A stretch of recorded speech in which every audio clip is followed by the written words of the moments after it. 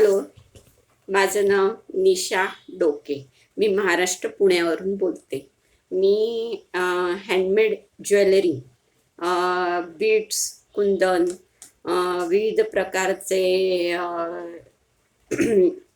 मोती आणि त्याचबरोबर विविध नवीन नवीन काही काही गोष्टी किंवा नवीन नवीन काही काही डिझाईन आणण्याचा प्रयत्न करते.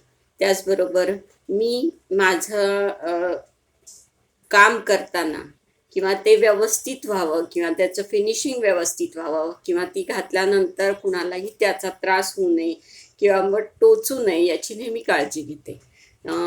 फॅब्रिक ज्वेलरीही करते मी. त्याचबरोबर मी काहीतरी नवीन शोधते किंवा काहीतरी नवीन करण्याचा प्रयत्न करते.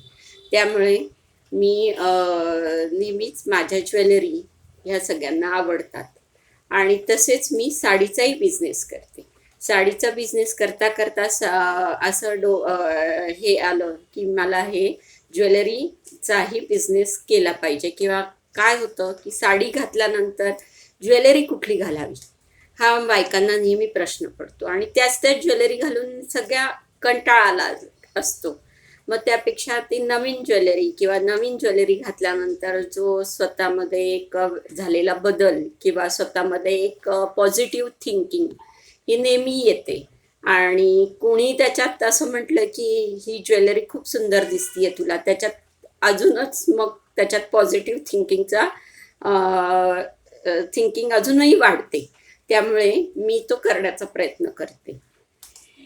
माझे हँडमेड ज्वेलरी करण्याचा मागचा उद्देश हाच आहे की एक चांगलं डिझाईन आणि एक चांगली गोष्ट मी कस्टमरपर्यंत किंवा लेडीजपर्यंत त्या कशा पोचतील याचा प्रयत्न करत असते. किंवा मग मला हे करण्याचं खूपच आवड आहे. क्रिएटिव्हिटी किंवा क्रिएट वस्तू करणे ही माझी हॉबी राहिलेली आहे. कारण साड्यांमध्येही मी हँडमेडचाच जास्त वापर करते किंवा मी खादी हे ते हँडमेड गोष्टी ह्याच्याकडे माझा जास्त प्रमाणात कल राहिलेला आहे.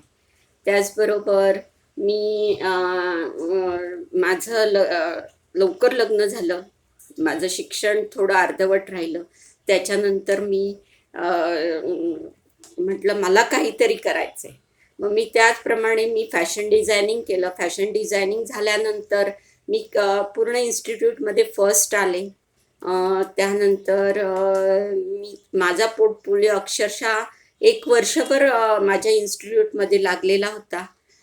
पण नंतर थोडेफार काही गोष्टी अशा आल्या की त्याच्यामुळे मी त्या सगळ्या गोष्टी बाजूला गेल्या आणि मला माझ्या मुलांमध्ये थोडंसं लक्ष द्यावं लागलं. आणि त्याच्यानंतर आता माझ्या मुलीचं लग्न झालेलं आहे. मी आता ऑलरेडी फ्री आहे थोडीशी.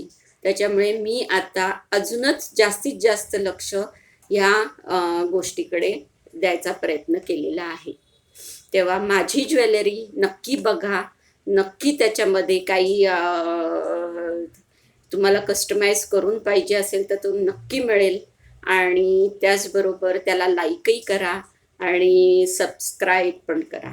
माझ्या ब्रँडचं नाव निमय stone.com या ब्रँडला आणि ह्या वेबसाईटला तुम्ही विजिट करा. थँक्यू.